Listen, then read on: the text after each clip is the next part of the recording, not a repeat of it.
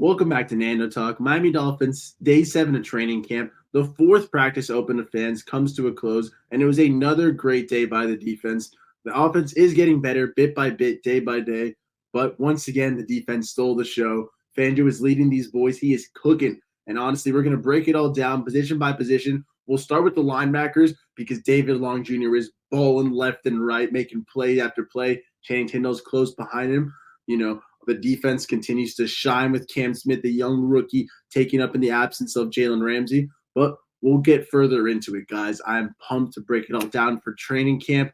I've been going to all the practices. I was going to live stream today, but we're going to keep it a little shorter today. Like I said, we're going to break it down position by position, highlight the players that stick out to me, some of the key moments today at practice, and what I'm expecting tomorrow for Friday as we continue with padded practice. Next week, we'll have some actual joint practices with the Falcons. That'll be very interesting before the first preseason game. So buckle up.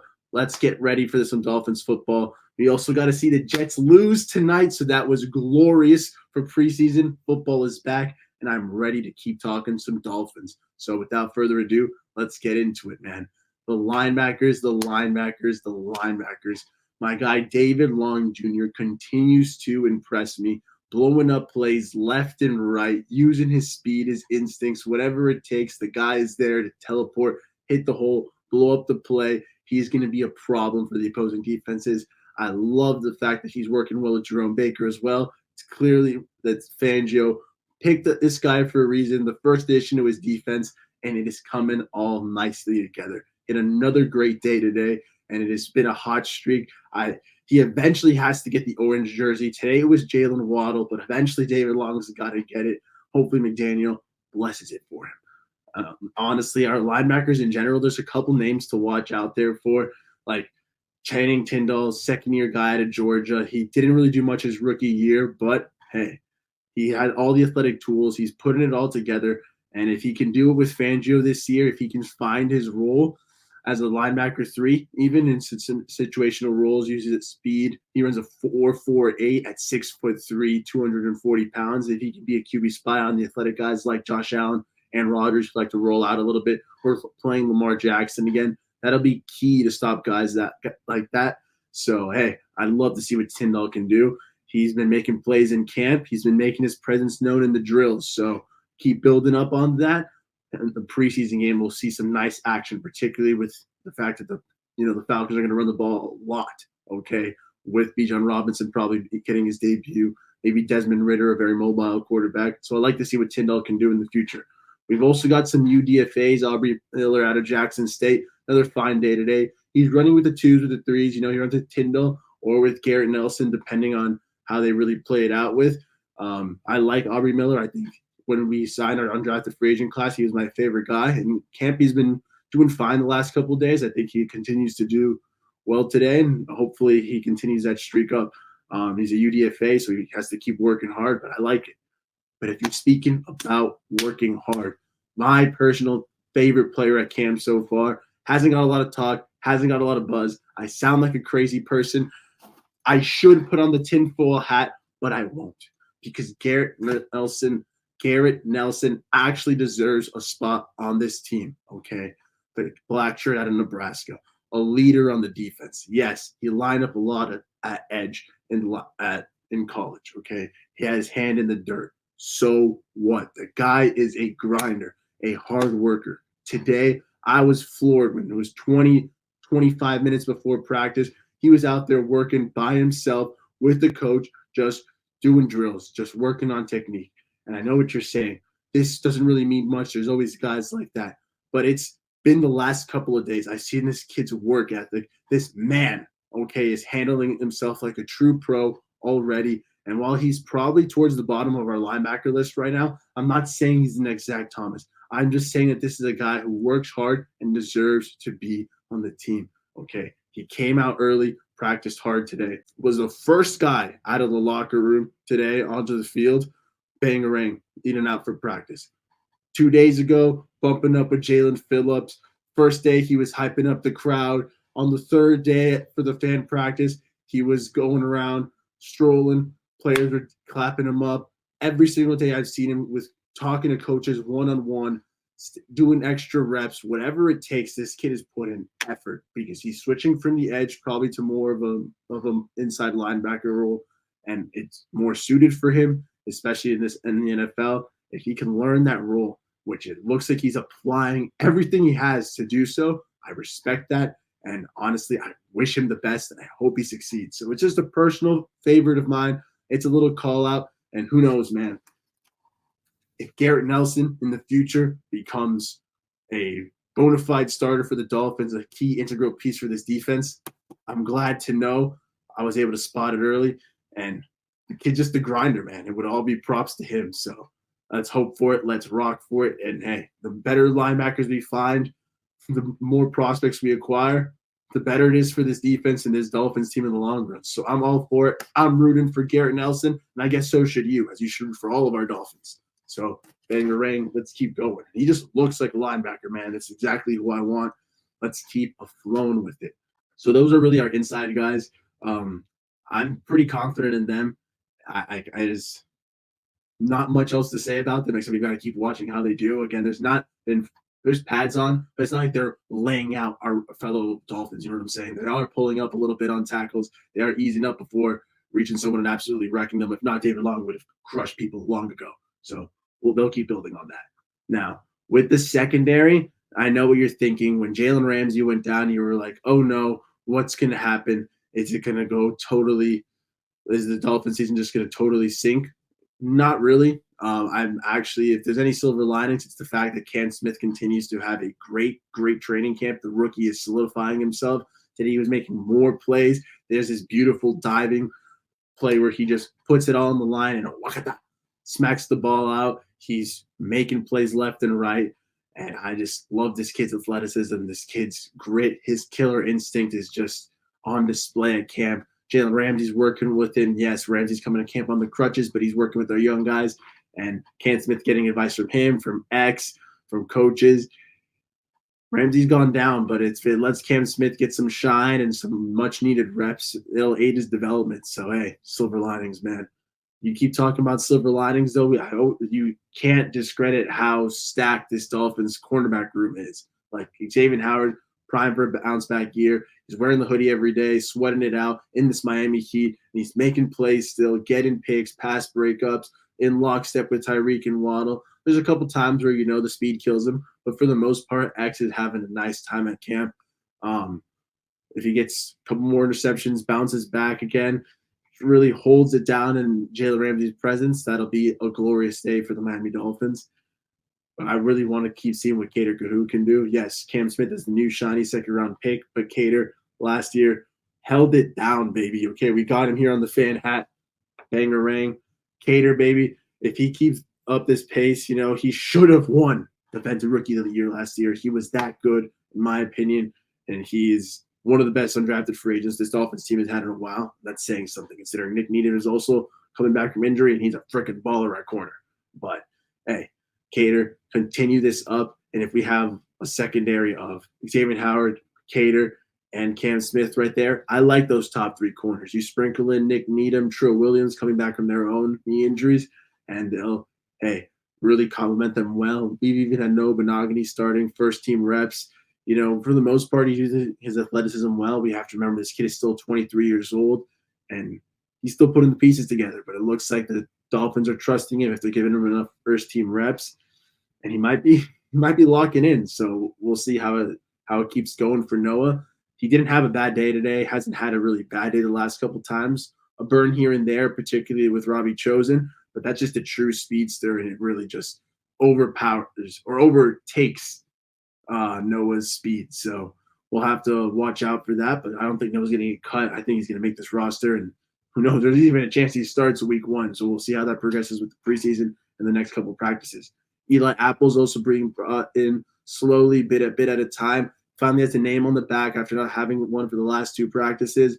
But Mr. 33, he hasn't gone up against Tyreek yet, but he's slowly getting there. They're working him in there. And Eli Apple, again, there's an outside chance he makes the roster. I do think we're going to keep probably 6 corners and Ramsey, considering what happened last year with our corners getting decimated. I think we're going to want to stock up on them. So we'll for sure keep X, Cater Kahu, Cam Smith, Nick Needham, for Williams, and then we'll probably keep Noah. You know what I'm saying? You see that the corners are pretty stacked, and Justin Bethel's having a fine year as well. We have a pretty good corner room to talk about. So we'll see how many they want to keep. Hopefully 6. If not, we're gonna have some very, very tough calls. Continuing with the secondary though, safeties, Deshaun Elliott, Javon Holland doing very well. I like the addition of Deshaun Elliott to the secondary. Rowan McKinley practicing well also. Brandon Jones still with the red, no contact, but he has pads on. He's doing 11 on 11s. It'll be interesting to see if he does 11 on 11 against the Falcons. I hope so, but we'll see what his status is on his red no contact as he recovers from his own knee injury as well. Brandon Jones and Javon Holland together, though, is a massive part of this defense. Fangio really needs that blitz presence that Brandon Jones provides. So, hey, we'll keep seeing it. Everything is still keeping an eye out. Again, this is only day 7 going into day 8 of training camp, so not much, but some over-the-look speculations. The D-line getting pressure at will. Yes, it does. O-line on the Dolphins is nothing crazy, and it's still improving in its own right as they get back to health. But Jalen Phillips and Bradley Chubb seem to come off the edge at will, tackles for loss, chasing down plays, getting sacks, blowing it up. They're absolutely crazy, and I think they're going to keep pushing it. Today was no different. Even with Teron Armstead coming back, even with our O-line getting healthier, they're still eating. Same thing with Christian Wilkins, living in the backfield, getting tackles for loss here and there, getting after the QB, blowing up plays. Zach Sealer, Raekwon Davis, the guys are doing well. I want to keep an eye out on Brandon Peely, a rookie out of Stanford, I believe, or USC, defensive tackle number 96. He's solid rookie, also undrafted, part of this big crop of rookie UDFAs we got. Hasn't been crazy, but he's very strong, and I wanted to see if he can use that raw athleticism better in the NFL. Hopefully he can. You can never have too many big defensive tackles, so I'm down for that. Switching over to the offensive side, starting with the trenches, like I was saying, they need to keep improving. Teron Armstead just got off the pup. He's just appearing up to practice, so he's still getting in the groove of things. Lamb is very inconsistent. Sometimes he's solid, sometimes he's not. We got to figure it out. He's probably a fine swing tackle. I don't know if he should start. Looks like we're having pretty intense left guard battle, but we're also giving chances to Austin Jackson, Liam Eichenberg. One of those guys are going to get a role in this offensive line. Some of that might scare you, but I'm trusting the Dolphins. Butch Barry is the new O-line coach, and let's give him the benefit of the doubt for now. Robert Hunt continues to ball. He did get bullied sometimes by Christian Wilkins, but that is Wilkins. Hunt's still a baller, and he's still probably our best offensive lineman besides Teron Armstead. Because Hunt is a lot more durable, so I expect plus for him. And yeah, this Dolphins offensive line still not much to write home about. If we were 26th last year after improving from 31st. If we can get to 20, 18, that'd be awesome. But it's a tall task it's looking like. We need the O-line because I need our running game to be strong. Honestly, at the end of the day, the running backs weren't terrible last year. It's just that the offensive line really wasn't opening as many holes, and McDaniel would shy away. Again, there's not been full contact in the sense of tackling yet. They're not laying each other out yet. They are easing up on some tackles, so some running plays turn into big runs, but if you slow it down, you can pinpoint and be like, oh, he could have gotten tackled there. The play could have ended there. They're still big plays, but it's not the same. I do like the fact that A-Chain and Ahmed are looking fast. Raheem Mostert displayed a couple of speedy runs too, but Ahmed and A-Chain have been getting most of the reps. Ahmed slowed down a bit today after a couple of hot starts, but then he did get a touchdown up the middle, so you love to see that from 2-6. He's really growing a role into this offense, I think, to the point where, I get it, we really want Dalvin Cook. Once we have a nice a nice stable of backs, so it's not the craziest group of guys, but I do think they're pretty solid. A-Chain, as well as they're playing that speed a bit more and more, he's really starting to let it loose. His hands are getting better as well. He had a couple drops on day 2, but since then, he's really made it a point to not drop those little check down passes or those little stuff and drills. So that's great to see. I have high hopes for the kid if he can use his speed. Again, I don't really need a Dalvin Cook if I've got a young kid who runs a 4.34 40. Let's go and rock and roll with that. okay. The team's fine. Jeff Wilson's been activated again, so that's good. Like I said, nice stable of running backs. Running the ball will only help the quarterbacks, which right now, none of them have really balled. When it comes to QBs, like Tua is still obviously QB1. Skylar Thompson and Mike White are battling for QB2. It's pretty close. I'd say Mike White's probably ahead at QB2 just because he's the veteran. He seems to have a little bit more of the moxie and the poise needed for a backup. He has more experience, honestly. They're the same age, but he has been in the league longer. I think Skylar Thompson obviously deserves a spot on this roster. He should just also deserves the time to develop. We should rush him if you don't have to. And we have signed Mike White for a reason. I'm down for him to be QB2. Let Skylar Thompson keep learning. Being said, I hope we don't need either of them and that Tua has a healthy year. It looks like he's fine. This defense is just very good. And I'm not trying to make an excuse for Tua. I do think he needs to start at one point. Not necessarily carving them up, but he does have to be able to consistently move the ball on them and figure them out a little bit more than he is right now. It's not a 50-50 split right now. I'd say it's definitely skewed in the favor of the defense winning over the offense right now. And if we got to bring that up to more than 50-50, and that starts with their quarterback and Tua. So hopefully the reps get better, the plays get better. He's still making some nice throws. All of our QBs are really, but Tua is still making some nice throws, stepping up in the pocket, bing, bang, boom, nice little passes out to Waddle. He's still there, you know. I like Tua, and I'm hoping, as you can obviously see, and I'm hoping that as the practices go, he's going to keep getting better and better. This is all preparation for the Joe Staley defense, for the Staley defense, which is the same as the Fangio, you know, as his former disciple. So, quarterback though, receivers, definitely one of our most stacked positions on offense. Our most stacked position on offense for sure, but one of our most stacked positions in the Dolphins in general. We're talking about Tyreek and Jalen Waddle. That's already the best wide receiver duo in the NFL. The two speedsters are going to absolutely tear it up. Tyreek wants to push 2,000. Waddle probably hit 1,500. Bang. These kids, that's already 3,500 yards probably between them. Tua's going to ball, feeding them the ball.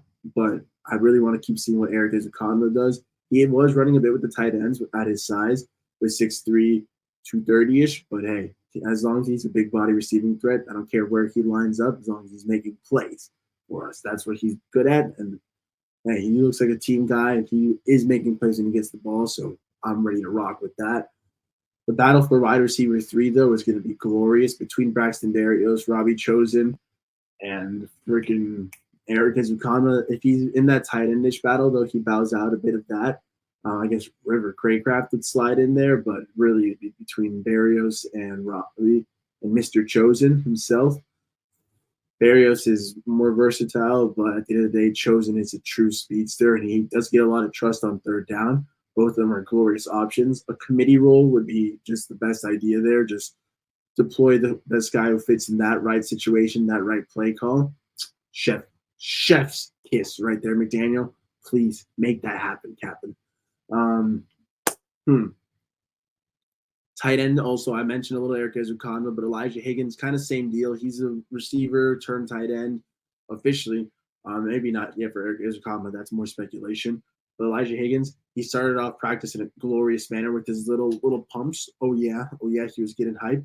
So I had to get his signature as well. This hat's coming along very nicely, by the way, guys. A little good look charm in the stadium. But I like what I saw from Higgins. Smythe made a couple nice plays too. A nice little touchdown from Skyler as well. And hey, the tight end room is not the most special, nothing the most flashy, but it's a pretty solid room. And I think each guy has a role that'll fit John Emery's vision for now. So we'll trust it. We'll trust the eyes. And there you have it, really. That was position by position. Breaking some of the guys down who really stuck out to me and just covering it. It was a little bit more long-winded than I thought. There was a couple of cool plays as well. I got very passionate about Garrett Nelson, but a lot of the guys were doing very well today. Cam Smith, like we saw, is absolutely balling also. And I'm getting very attached to this Dolphins team. It truly does feel special. Yes, the offense is still heating up, but if this defense has the potential to be the best defense in the NFL, in my opinion, it can easily be top 5. it might be no wonder that this offense is struggling to catch up right now.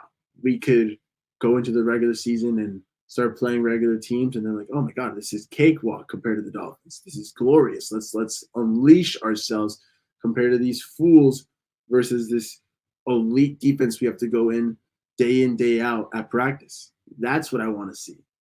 I think this Dolphins offense still has the high potential to succeed and excel in the NFL. So let's see it happen. Day 8 is tomorrow. David Long Jr. has to get the orange jersey. That has to be the play, and we'll see how it happens. But aside from that, thank you for watching. Let me know in the comments what else I should cover. Sorry for the very late posting of this video. Wasn't feeling too well. That's why I didn't stream. But hey, we're here to go. Just wanted to say also thank you guys for the 1,000 subscribers. If you're still watching at this point, you're probably a fan of the Nando Talk, so I genuinely appreciate that. I could not be here without you guys liking, watching the videos, and enjoying the content. So I truly appreciate that. If there's anything you would like me to see cover in the future, whether it's about training camp, specific players, specific notions about the Dolphins, or other Dolphins and football news, feel free to comment it below. I appreciate you all and your insight. It's always a pleasure. Thank you all for that. And I will see you soon, guys. The fan hat is coming along. We've got Javon Holland. We've got Xavier Howard. We've got freaking Bradley Chubb, Kader Kahoo, Mike White, Elijah Higgins, Tyndall, Nick Needham, everyone right now in the hat. So it's coming along very nicely. I'm going to let you guys know how the good luck charm goes. But as always, the longest outros ever. So thank you for watching. Thank you for tuning in. I'll see you soon. I'll keep bringing you some good Dolphins coverage on this training camp. See you at practice tomorrow, guys. Fins up, chins up, fins up. There we go. Been a while. Thanks for tuning in. Peace.